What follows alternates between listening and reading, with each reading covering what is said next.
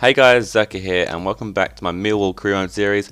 I almost said Millwall then. I'm so used to doing these Ultimate Team videos now. We're going at the squad report straight off the bat, and they see like I start off with Lowry. He's gone up +4 and 1.4 million. Wow, I'm going fast through this ones.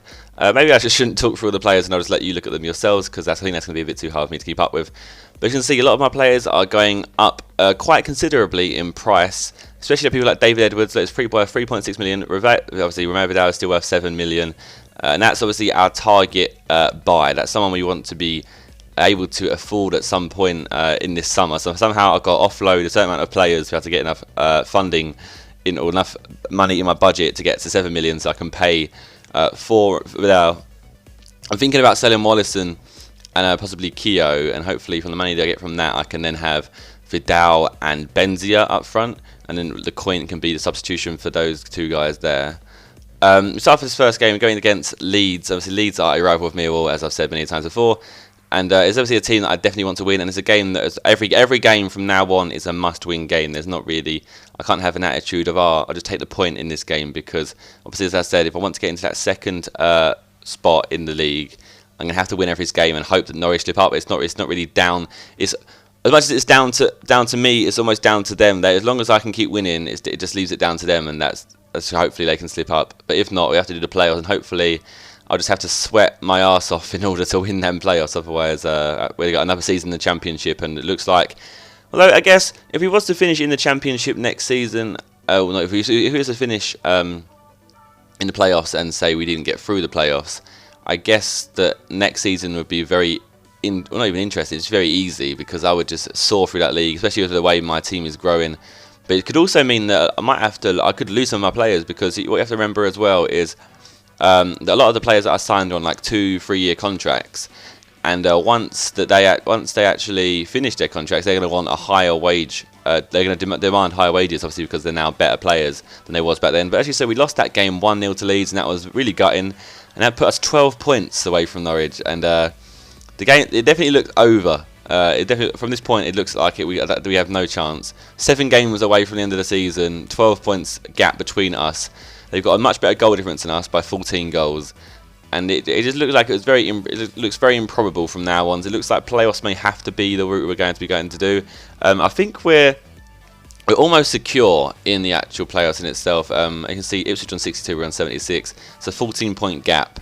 We've got 7 games left. That's 21 points. So basically, we've got to get 7 more points, and then we're sorted. Going to our next game against Leicester. Wow, the voice has died. Ugh. Wow. Going to our next game against Leicester. And again, another must-win game. And after that little slip-up we just had there against Leeds, I couldn't really afford to lose another game, because I can afford that. Yeah, if I afford to lose another game, if I lose another game, it basically means there's no chance of us even getting to the playoff, I keep saying playoffs, the promotion. But playoffs seems pretty secure. I doubt we won't get. I doubt from this point now there's any chance of us actually not getting in the playoffs. And you saw there, EA handed me some aids, so they call it these days, and Leicester managed to score that to make it 1-1 to equalise.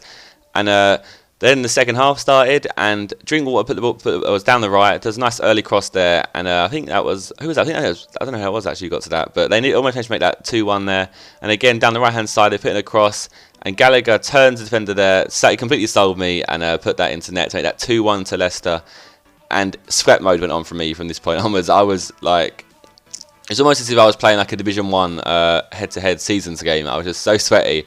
And they nearly scored there to make it 3-1, but luckily I hit the crossbar, and Cragner was there to make up the rebound. Wallison then puts through Vidal in the 65th minute, and Vidal's pace and strength gets him past the defenders.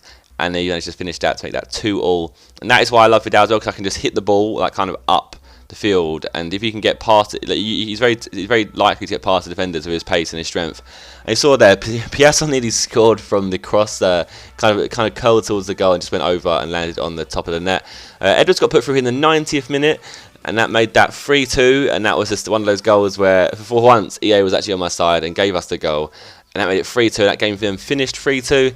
So it was a great win for us, especially because we pulled that back in the 90th minute. And a win feels so much more satisfying when you get a goal in the 90th minute. And they see that we're still 12 points away from them, 6 games left to go. It doesn't look like Norwich or Swansea, obviously Swansea aren't going to slip up, but Norwich don't look like they can slip up anyway. They're looking like they could even come first at the rate they're going. They've been winning every single game they've been playing. and it looks like we're going to be. It looks like playoffs is going to be where we're going to be playing our games at the end of the season. And it's a shame, but it looks like that's what's going to happen, and hopefully we can get through those playoffs, and we can then be playing some Premiership football next season. You deserve to be getting promoted anyway, because we're miles ahead of the rest of the teams in the playoffs. Like, look, Leicester, Wolves and Reading are all about 13 points away from us, Leicester are, and we just played Leicester and beat them. And obviously we lost to Leeds, who are actually 7th, and we're now playing against Ipswich, who are 8th. And again, going to be another hard game. Ipswich are a strong side. And start off this game, and Abdu plays the ball here through to Benzia. Benzia has a shot, hits the post, and falls straight back to Abdu. And Abdu managed to get his name on the score sheet. Jimmy never really does score. He's not a prolific goal scorer in real life. He's awful at shooting. He's one of the worst shooters ever. He'll get through and goal and then slap it out for a throw-in. So that made it 1-0 in this game.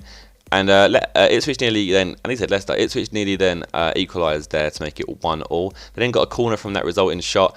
And I don't know his first name, I'd say David Sommer. But Sommer gets his head up to that to make that 1-1. And then we 22nd minute, Edwards gets put through here, and then Edwards has a nice through ball, a tramp goal across the goal, and then Vidal gets to the end of that and makes that 2-1. And it's one of those games where it's going to be like a 2-1, 1-0, 1-0, 2-1. And to be fair, like, Ipswich are very strong. Even in the last game, like Leicester, I probably didn't deserve to win that game against Leicester. I mean, most of my attacks came through counter attacks, and majority of the time they spent a lot of their the majority of the game was spent in my half of them attacking.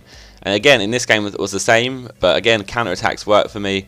And that I then got a goal there to make it 3-1 with Benzia. Benzia starting to prove his worth, starting to prove that the kind of player that you guys said he was.